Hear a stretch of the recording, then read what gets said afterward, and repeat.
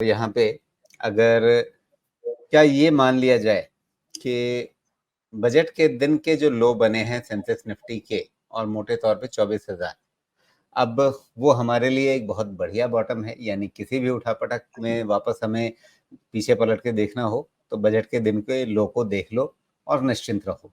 और आगे क्या जो अब जिस तरह से चाल बनी है उसमें ऑल टाइम हाई वापस अब 25,000 कह लें, एक औपचारिकता मात्र है। देख के तो यही लगता है 24,000। ठीक है, देखिएगा, दो इम्पॉर्टेंट पॉइंट। जो फ्राइडे के कैंडल का लो है, वो लो ये कहता है कि ये अब आपका बहुत ही स्ट्रॉन्ग बाई जोन बन जाएगा वहाँ या उसके आसपास। ओके। और जो आपका बजट डे का लो है, वो कहता है कि वो आपका रिस्क कंटेनिंग मतलब रिस्क मैनेजमेंट का वो लेवल है। इन दो चीज़ों को ही ध्यान रखना है। जी। और ये अब ये कहता है कि जो हमारा फ्राइडे के लो को यानी 24,400 मोटे तौर पे कह लें। हाँ, उतना ही समझे, 500 भी रह सकता है, 300 भी हो सकता है, वो 100-200 पॉइंट का ऊपर-नीचे कर लीजिए। लेकिन वो जी। जो रेंज बना रहा है ना फ्राइडे का लो, वो ये कह रहा है कि अब यहाँ से बहुत ज़बरदस्त डिमांड है। वो डिमांड डिप्लीट नहीं होनी चाहिए। लेकिन साथ में ये भी है, डिसिप्लिन बहुत मतलब सर्वोपरि है। और इसलिए अब आपके पास जो 24,000 जो साइकोलॉजिकल मार्क है, भले ही कहने को 24,074 है, लेकिन आप 24,000 ही समझिए उस चीज़ को, याद भी हमेशा रहेगा। उसके नीचे में कुछ भी सेकंड थॉट की ज़रूरत नहीं है अपने रिस्क को मैनेज करने के लिए। इन 2 बातों के साथ जो कंक्लूज़न निकलता है, कंक्लूज़न यही निकलता है कि थियोरेटिकली जो हमारा एक्सटेंडेड टारगेट है 25,750 के तरफ का, मार्केट उधर जाने के लिए कोशिश करेगा। ये थियरी है, लेकिन यही ध्यान रखें कि रिस्क कोशंट एक्सट्रीमली हाई है। लेकिन ये जो लेग होता है ना आपका फोमो का जो लेग होता है लास्ट वाला, उसी में सबसे ज़्यादा पैसा बनता है हर तरफ से। तो अगर डिसिप्लिन मेंटेन किया गया, तो पैसा भी कमा सकते हैं। डिसिप्लिन क्या मेंटेन किया गया? पहला, रिस्क कंटेन कीजिए। दूसरा, सेक्टर का रीअलोकेशन पक्का कीजिए। तीसरा, साथ में अपॉर्च्युनिटी के लिए कैश का लेवल क्रिएट कीजिए। क्यों कैश का लेवल क्रिएट कीजिए? अभी जो मैं आपको सेक्टर रीअलोकेट करने कह रहा हूँ, जिसमें से आप निकलने जा रहे हैं, जो मैं निकल रहा हूँ, 10% भी मार्केट गिरा, वो सुपर अट्रैक्टिव बन जाएगा। तो उसके लिए पैसा रखेंगे तब तो हम कुछ कर पाएँगे। तो ये 3-4 काम करेंगे ना, तो हो सकता है थोड़े समय के लिए बाज़ार में लगे कि बहुत फोमो है या कुछ कुछ भी चल रहा है।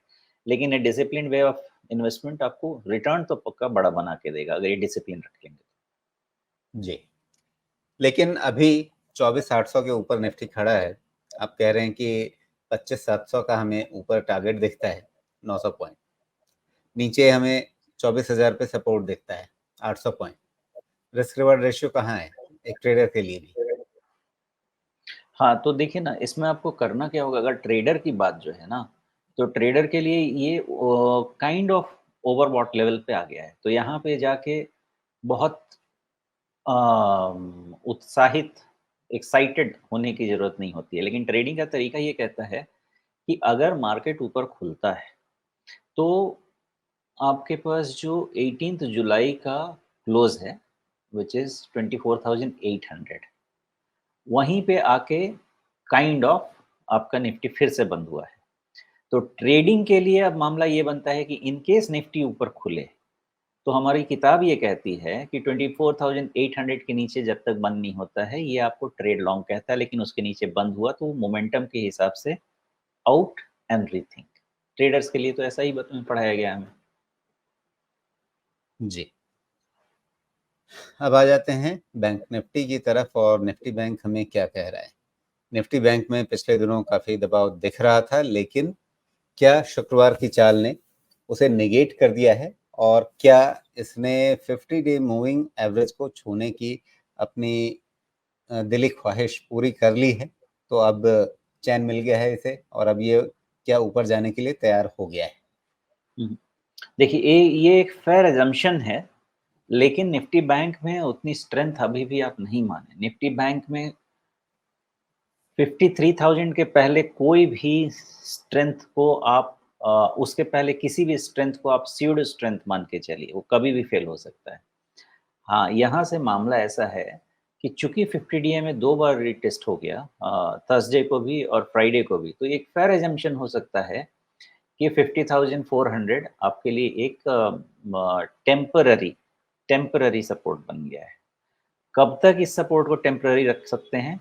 थियोरेटिकली जब तक 53,000 निकल नहीं जाए, इस सपोर्ट को हम टेम्पररी मानेंगे, और 50,000 53,000 निकल गए, तो फिर आप इसको एक अच्छा बेस सपोर्ट मान के चल सकते हैं। उसके पहले इसको आप बहुत स्ट्रॉन्ग, बहुत कन्विक्शन वाला सपोर्ट नहीं लेके जा सकते। जी। तो फिर अभी निफ्टी बैंक में लोगों को करना क्या है? निफ्टी बैंक में तो पहले हाथ-पैर अभी नहीं मारना चाहिए, बिकॉज़ निफ्टी बैंक को बहुत डायरेक्शन नहीं मिलेगा। इनका इतना सारा प्रॉब्लम शुरू होगा, और वो प्रॉब्लम शुरू हो जाएगा, ये आपका 51,800 से ही प्रॉब्लम शुरू हो जाएगी। 51,800 पे प्रॉब्लम है, 52,300 पे प्रॉब्लम है, 52,500 पे प्रॉब्लम है, 53,000 पे प्रॉब्लम है। मतलब इतने सारे स्पीड ब्रेकर्स हैं इसके, कि इस पे किसी भी तरह का आप काम करने जाएँगे, हाथ-पैर दोनों जलने वाले हैं। तो इसको थोड़ा-सा अभी पास दे के रखना चाहिए। जी। बहुत अगर कुछ मन करे तो जब तक 53,000 निकल नहीं जाता है, क्लोज़र टू 52,500, वहाँ पे एक रिवर्स ट्रेड क्रिएट किया जा सकता है। लेकिन फिर भी मैं बोलूँगा कि इसमें बहुत ज़्यादा उछल-कूद नहीं करना चाहिए। जी।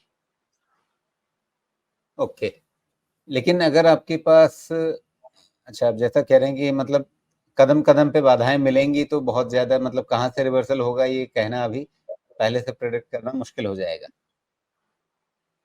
हाँ, तो जब क्लैरिटी नहीं है ट्रेंड की, तो फिर वहाँ पे ट्रेड तो नहीं करना चाहिए। जहाँ जी। ट्रेंड की क्लैरिटी है वहीं ट्रेड करें, और क्लैरिटी अभी सिर्फ़ निफ्टी में है। और दूसरी तरफ अगर इसका जो हम बेस देख रहे हैं वो 50,400 के आसपास है, तो यहाँ से आप मतलब 900 पॉइंट नीचे बेस बन रहा है, तो उतना रिस्क हो जाएगा इस समय, जबकि ऊपर आप कह रहे हैं बहुत छोटे-छोटे स्टॉप पे रेजिस्टेंस मिलते चले जाएँगे। मिलते चले जाएँगे। देखिए, जिस दिन 53,000 निकल गया, उस दिन ट्रेंड नहीं ट्रेंड जो स्ट्रक्चर के हिसाब से सपोर्ट आपका हम ले लेंगे 50,500 पे, 400 पे। लेकिन इस बीच में और भी कुछ चीज़ें बनेंगी, उस समय ही पता चलेंगे, अभी नहीं बनेंगी। लेकिन अभी अगर बात करना है तो 53,000 पहुँचने के बाद 50,400 के पहले कोई स्ट्रक्चरल सपोर्ट का डिस्कशन नहीं हो सकता। बाकी इंडिकेटर्स वाले तो बीच में बन ही जाएँगे।